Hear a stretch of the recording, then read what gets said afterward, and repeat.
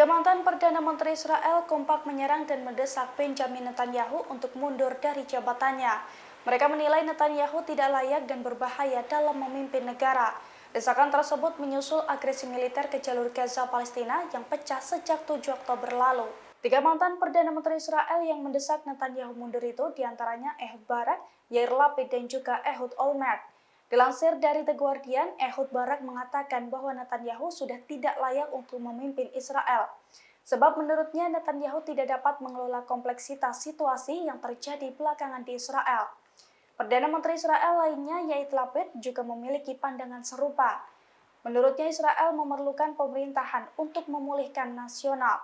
Namun hal itu tidak dapat dicapai apabila Netanyahu yang telah kehilangan kepercayaan publik itu tetap menjabat sebagai Perdana Menteri Israel.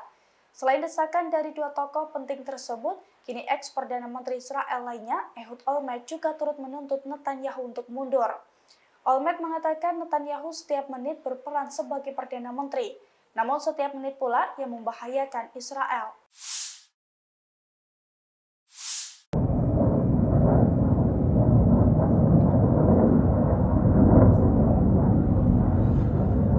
Israel menyerang ibu kota Suriah Damaskus menggunakan sejumlah rudal. Namun Suriah berhasil mencegat rudal-rudal Israel dan menembak jatuh sebagian besar rudal tersebut. Dikutip dari Al-Mayadin, Kementerian Pertahanan Suriah mengonfirmasi bahwa Israel melakukan agresi udara pada Sabtu 2 Desember pagi ini. Mereka menyerang ke arah dataran tinggi Golan Suriah yang diduduki. Pasukan Zionis juga menargetkan beberapa titik di sekitar Damaskus. Israel juga mengonfirmasi bahwa mereka juga menargetkan wilayah di pedesaan selatan Damaskus. Kementerian mengonfirmasi bahwa pertahanan udara Suriah berhasil mencegat rudal-rudal Israel. Bahkan mereka juga mampu menembak jatuh sebagian besar rudal tersebut.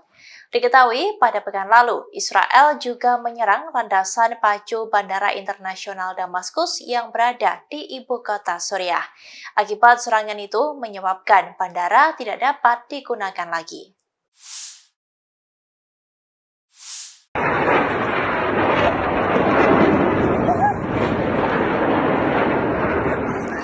Pasukan Israel gagal mencegat rudal salvo yang diluncurkan Hamas dari Gaza. Pasalnya, lagi-lagi Iron Dome Israel error dan berbalik menyerang wilayah Tel Aviv itu sendiri. Serangan rudal itu diluncurkan Brigade Al-Qassam pada Sabtu 2 Desember di Tel Aviv. Serangan rudal itu diluncurkan Brigade Al-Qassam pada Sabtu 2 Desember dari Gaza ke Tel Aviv. Serangan itu mengakibatkan ledakan besar yang mengguncang kota Tel Aviv. Terlihat dari video yang tersebar di platform X, Iron Dome Israel sempat diluncurkan, namun Iron Dome Israel gagal mencegah serangan udara Hamas. Alhasil rudal itu berbalik menghantam kota Tel Aviv. Ledakan dahsyat dan kepulan asap hitam tampak membumbung tinggi. Serangan itu dilaporkan mengenai sejumlah orang di Israel. Hamas mengatakan serangan itu dilakukan sebagai tanggapan atas kekejaman Zionis terhadap warga di Gaza. Sebanyak lebih dari 15.000 warga Gaza dilaporkan tewas akibat serangan udara Israel sejak 7 Oktober lalu. Jumlah korban jiwa pun semakin meningkat seusai gencatan senjata berakhir dan perang kembali memanas.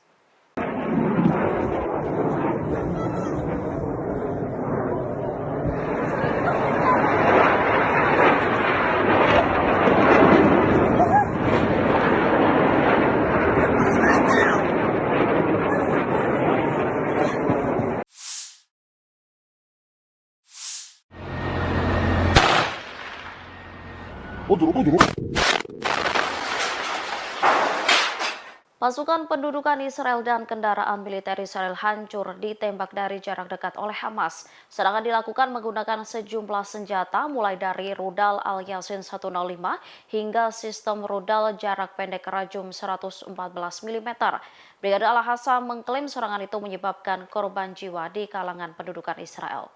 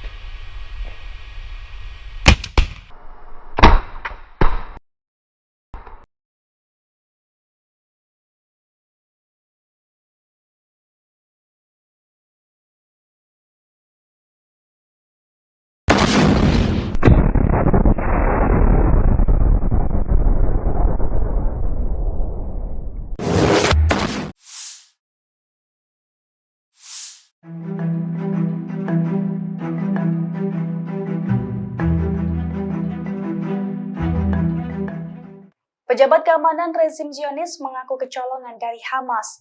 Israel menyebut Hamas mengetahui pengawasan ketat dari intelijen Israel hingga berhasil mengelabui pasukan pertahanan Israel atau IDF.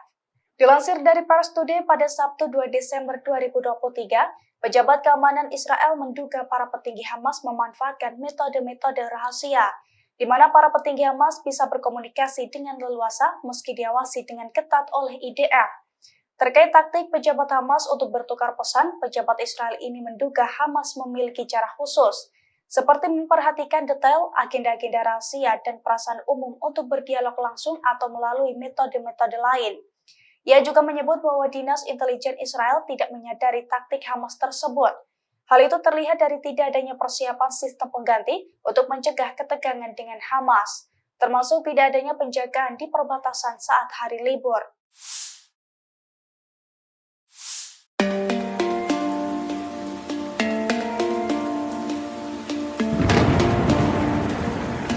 Setelah gencatan senjata berakhir, Hizbullah kembali menggempur posisi Zionis. Pada Jumat 1 Desember 2023 kemarin, Hizbullah memporak-porandakan 2 pangkalan militer Israel. Selain menimbulkan kerusakan parah, serangan tersebut juga membuat sejumlah tentara Israel terluka. Dilansir dari Pars Today, hal itu dilaporkan oleh pasukan Hizbullah pada Jumat 1 Desember 2023. Pasalnya, Hizbullah melancarkan serangan ke 2 pangkalan militer Israel, termasuk pangkalan militer Ramin secara bersamaan. Hizbullah juga mengabarkan hari Jumat sekitar pukul 16.40 waktu setempat, pasukannya menyerang lokasi penempatan pasukan Israel di sekitar pangkalan militer Ramia. Menurut keterangan Hizbullah, dalam serangan-serangan tersebut, beberapa tentara rezim Zionis mengalami luka-luka.